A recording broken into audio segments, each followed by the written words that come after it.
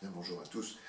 Nous allons aujourd'hui, nous retrouvons dans ce 10e jour de confinement, poursuivre la méditation des textes de la liturgie dans le grondement du tonnerre qui rugit au loin, en nous attardant donc sur les textes de ce vendredi et de ce jeudi, qui nous rapportent tous, nous avons 4 récits de résurrection.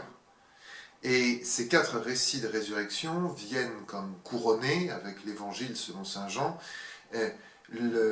le parcours que nous avons fait depuis lundi. Lundi, nous avons entendu cette prétention énorme du Seigneur d'être le vrai temple, reconstruit en 3 jours par la résurrection, et nous voyons donner d'abord pour la manifestation de la gloire de Dieu et l'attestation que Jésus est vraiment le vrai témoin de Dieu, qu'il est le témoin digne de foi, la résurrection de Lazare dans cet évangile de vendredi.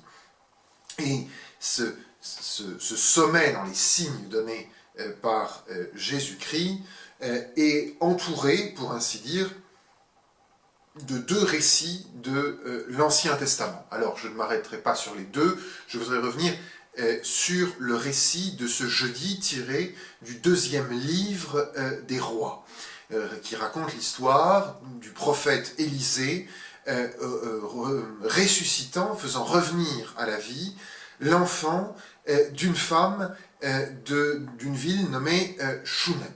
Bon. Alors, cette histoire, elle prend place juste après un autre épisode de la vie de cette femme, qui n'est pas une inconnue à ce moment dans le livre d'Élisée. En fait, Élisée a séjourné chez cette femme et son mari, et il lui a demandé ce qu'il pouvait faire de la part de Dieu pour la remercier de l'hospitalité qu'elle lui offrait. Et la femme lui avait dit, « Hélas, votre servante n'a pas de fils, et son mari est vieux. » Élisée l'appela alors, et elle se tint à l'entrée, nous dit la Bible, à l'entrée de la chambre qu'elle avait préparée pour que Élisée séjourne chez eux. Et Élisée lui annonce à ce moment-là qu'un an après, elle aura, jour pour jour, un fils dans ses bras. Et la femme répond, « Non, mon Seigneur, homme de Dieu, ne mens pas à ton esclave. » Et la femme conçut. Et c'est le fils dont nous assistons, à la résurrection duquel nous assistons aujourd'hui, qui est conçu à ce moment-là. Vous le voyez, la femme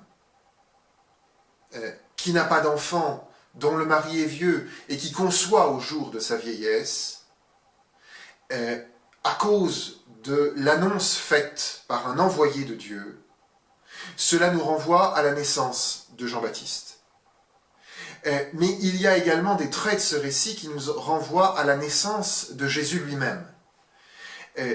Bien sûr, le style d'annonciation. Vous concevrez, dans un an, vous porterez dans vos bras votre fils. Le vocabulaire employé par la femme de Shunem, votre servante, votre esclave, je suis la servante du Seigneur, qu'il soit fait en moi selon sa parole, dira Marie.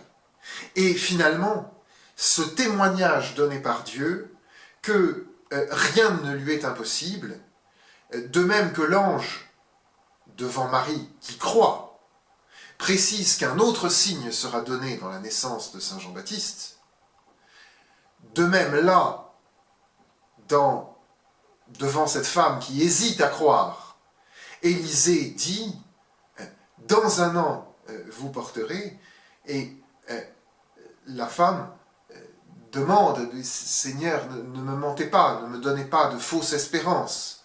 Et la naissance de l'enfant est présentée comme la confirmation que à Dieu rien n'est impossible. Et nous voyons donc cette scène d'annonciation précédait immédiatement la maladie de cet enfant. Les années passent, l'enfant est pris d'un mal et il meurt auprès de sa mère. Alors, et c'est là que nous reprenons le récit donné dans l'épître de ce jeudi, la mère se précipite, va retrouver Élisée, qui habite désormais en un autre lieu, elle fait le voyage, elle va le trouver, et elle demande, avais-je demandé un fils à mon Seigneur, n'avais-je pas dit, ne me leurre pas. Et alors là, nous comprenons que le doute de la mère ne portait pas directement sur le fait qu'à Dieu rien ne soit impossible, mais sur le fait qu'il y ait une espérance dans la vie, qu'il y ait une espérance dans l'existence. On a beaucoup parlé du problème du mal et de la sanction du péché depuis une semaine, mais il y a de toute façon une chose, un motif qui traverse la Bible, qui est, et c'est évident, qui est la question du sens de la vie, si cette vie est terminée par la mort. Et là, nous voyons encore, entre ce récit lu le jeudi et l'évangile de ce vendredi, un certain parallèle.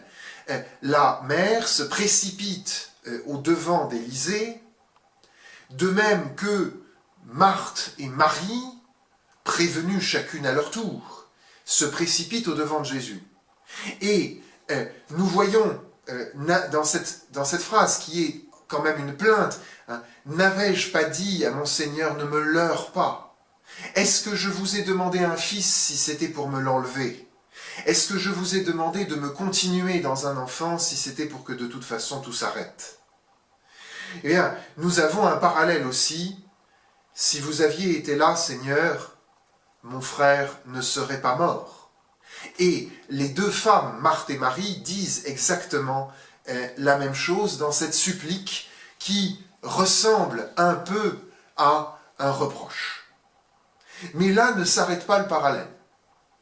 C'est que le bienfait qui a été donné par Dieu dans l'Ancien Testament, comme le fait que le prophète se déplace, comme le fait que Jésus se déplace, c'est à cause d'une attention spéciale de Jésus à la personne, à cause d'une attention spéciale de Dieu à la personne. Autrement dit, si les catastrophes sont d'ampleur cosmique, l'amour de Dieu touche chaque personne prise comme telle.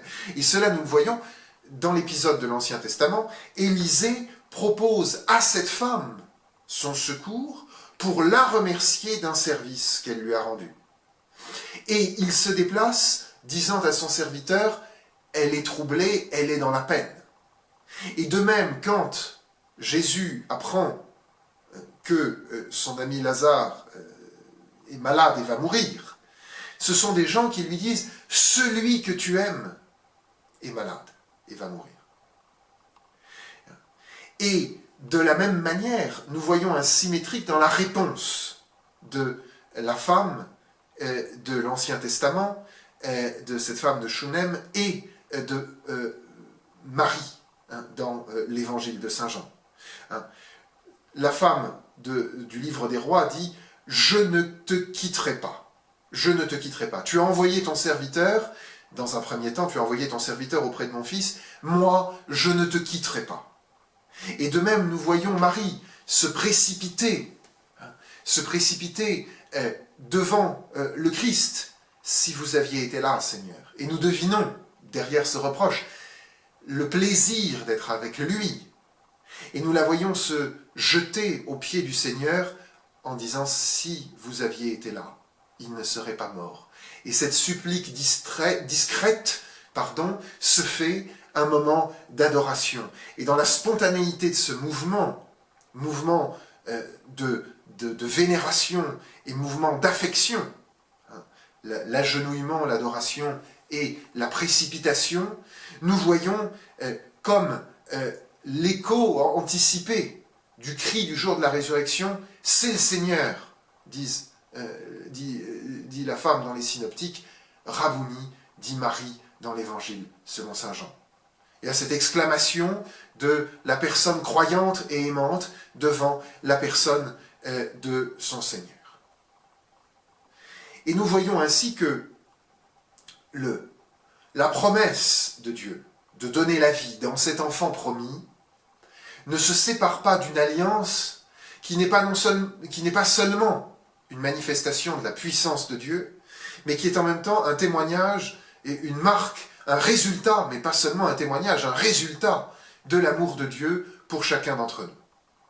Et c'est ici que les choses, à mon avis, deviennent plus intéressantes.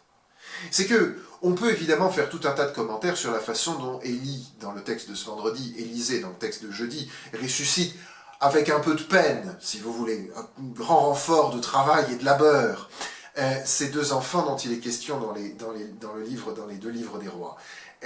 Par contraste avec Jésus qui se présente devant le tombeau, fait enlever la pierre et dit « Lazare sort ». Et Lazare sort immédiatement. Et Jésus de commenter « Laissez-le aller ». Voilà, tout est fait. Tout est fait par une simple parole.